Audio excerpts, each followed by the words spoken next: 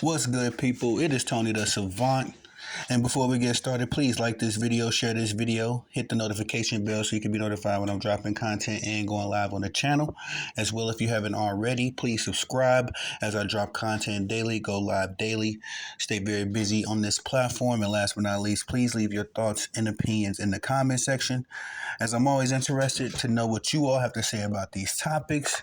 And ladies and gentlemen, we are recapping Team USA versus Puerto Rico.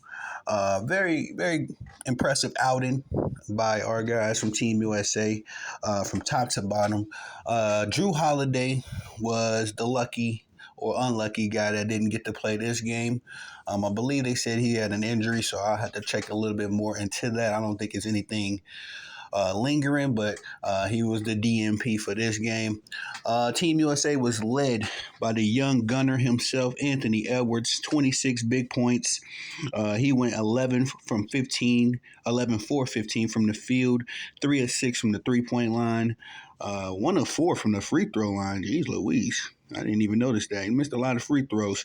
3 rebounds, 3 assists, 2 steals, no blocks, 2 turnovers. So the young gunner led the way. Anthony Edwards with a very impressive outing.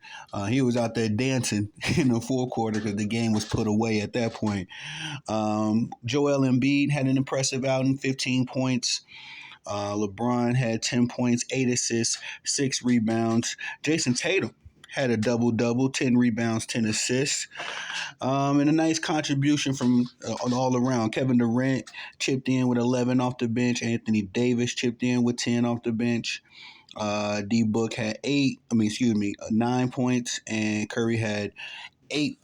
I think Curry had 2 big threes in this game as well. So just an impressive outing from top to bottom again from the boys. I will say that this was the one game I got to give LeBron James a little credit. You know, he wasn't doing too much. He wasn't all in a way. He actually only had 1 turnover in his 18 minutes in this game. But I think that's more to do with him, playing the role that we all expected him to be playing on this team, which is more so, kind of fill in where they need you, but be the veteran. Let these other guys shine. Again, I was elated last game because Bam was getting his moment. I've been a big fan of Bam for quite some time. I love how Bam plays on both sides of the field, both sides of the court. And he really got a chance to showcase his skills, not just doing what he do defensively or in the paint. Bam hit a couple big threes last game and was able to do his thing, bring the ball up a few times as well. Let me see real quick. Did Bam had 3 points this game. Woo!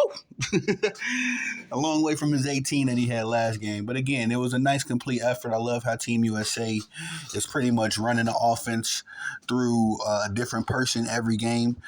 First game, of course, it was KD when his return back to Team USA after missing the exhibition games. I throw LeBron in there as well. It was KD and LeBron. They combined for about 44 points, I believe, that game. The last game, of course, it was Bam. A little bit of more of AD again in that game. And in this game, it was Anthony Edwards and, again, Joel Embiid getting his spot. So very impressive game. I will say that Team USA did what they were supposed to do against a winless team like Puerto Rico. Although they are led by that cat from the Pelicans, I like him a lot. I think his name's Jose Alvarado. I like his game, his approach, his intensity. He reminds me a little bit of Dylan Brooks with Canada and with the Houston Rockets. Just as far as, that old school approach to the game. I love that. So let me see what Jose threw up, man, because he had 18 points to lead Puerto Rico. He was doing his thing, especially early in the game. He was dancing all over us, Team USA. So, again, I'm glad to see him doing his thing. I didn't get to see Puerto Rico play. I know they played South Sudan their first game. They played Serbia their last game and got blown off the floor. And then they lost to South Sudan their first game, and then, of course, losing to Team USA this game. So they're winless going into the quote-unquote Olympic playoffs. I got to see how the brackets are fixed up. see who we're playing next. Hopefully, we start playing some competitive teams because I'm excited to see, Canada. I'm excited to see France. Germany's been doing their thing as well. Austria been doing their thing. I was on Twitter during the game and I said, just for the sake of competition, I don't want to see Team USA in another one of these weak group. I don't know how they do it, the group pools or whatever the groups. We got matched up in probably one of the weakest amongst some of the weakest teams in the Olympics, considering that Serbia has nothing but Joker over there, and then Puerto Rico and who do we face? South Sudan. South Sudan is nice, but of course they're still a young, up and coming team. So I don't expect much from them. Although I am impressed with what they've been able to do thus far. But I want to see Team USA, matched up against the hitters, man. The other guys that's deemed as the favorites, because as good as we've been playing, these 8 games so far, including the exhibition games. As good as we've been playing, we really haven't faced, another heavy hitting team. South Sudan gave us a scare in the exhibition, I guess you want to say. Canada looked good. Germany looked good behind Dennis Schroeder. But I want to see what these guys are going to do when the medal's on the line, when all the stakes are at their highest. So, but again, I can't take anything away from this game. I will say this. I did have one disclaimer. I was talking to some of my peers in the game. As far as the refereeing goes, man, I do not like these Olympic referees, man. They're just giving me the NBA referee vibe. Calling a lot of ticky-tack fouls. Again, I understand to a degree because the Olympics is a different format. You don't want guys getting hurt or anything like that in the Olympics.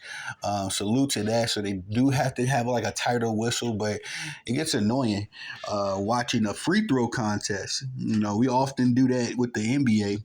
Let me see real fast. How many free throws? We shot 20 free throws, went 15 of 20. Puerto Rico, damn, they only shot 6 free throws. Jeez Louise, that's bogus, man. Let me see the fouls. Cause last game, LeBron didn't get no fouls. I didn't understand how that was even possible. Could dude just be running over guys? You know what I mean? Not trying to take any light away from what LeBron did. They don't have the fouls, I guess. No, I guess, yeah, here they are. James had a foul. We only had 7 fouls total. Puerto Rico had 15. But anyway, I don't really care for the referees, man. And I got to kind of reel myself in getting upset with the referees. I've never cared for referees, but they are a necessary evil in keeping the competitive balance in the game. But the refs was just doing a little bit too much for my liking this game. You know what I mean, with the whistles. And my thing is, if Team USA is the favorite, we the heavy hitting team and all that kind of stuff. Let the underdogs get a couple more whistles, man. Respectfully. I don't want to sound like I'm rooting against my team, but it's kind of like Team USA don't need to shoot an excess amount of free throws. I even say it like this: let some fouls go. Let some fouls go. Because at the end of the day, we don't need to be shooting a bunch of free throws. We got the talent to get the job done. And if anybody needs the free throws, some friendly whistles, it's going to be the other guys in the competition. You know what I'm saying? Shout out to Dominique Alexandra with Sports Tea. She made a very good point because I was one of those guys spitting the whole the rest of the world is catching up to Team USA. But after hearing her take on the situation, she's right. Team USA isn't. The rest of the world isn't catching up to Team USA. It's just Team USA got to play a different style of basketball. The rest of these guys are out there playing systematic basketball, getting the ball around, moving off the ball. Us, we are very ISO heavy. Because we got the superstars that can do it. Everybody that's on our team, for the most part, are the franchise players. So everybody's used to being the guy, doing the one-on-one thing. I'm not mad at that, but that's not the correct form of basketball, kids. For the kids out there watching, that's not what basketball necessarily is. That's what the NBA is, because they have agendas and you got to make sure certain guys they shine and they numbers and all that stuff. But I'm getting off the topic. Anyway. Other than the referees' whistles, I had no qualms with this game. A very good performance. I'm going to go look at the brackets. That's one thing I didn't do before I got this video popping. Go look at the brackets and we'll chop up, see who we got next, see what the remaining 3 games are going to look like. Because at this point, ladies and gentlemen, we're getting down to the medal games. So teams getting eliminated or whatnot, and we're gonna start seeing who are the 3 best teams in the 2024 Olympics. But all in all, great game led by Anthony Edwards, spectacular performance, and again, as far as what I seen, it was a great game, top to bottom from each member of the Team USA roster. So that's all I got for y'all on this one. Please like this video, share this video, hit the notification bell so you can be notified when I'm dropping content and going live on the channel. As well, if you have not already, please subscribe to the channel as I go live daily, drop content daily. Don't want y'all to miss nothing. I stay busy on this platform. And last but not least, please leave your thoughts and opinions in the comment section. I'm intrigued to know what y'all got to say about Team USA and how they've been performing thus far. Again, no complaints from me. Let's go get the gold, boys. But outside of that, I am Tony the Savant. Peace.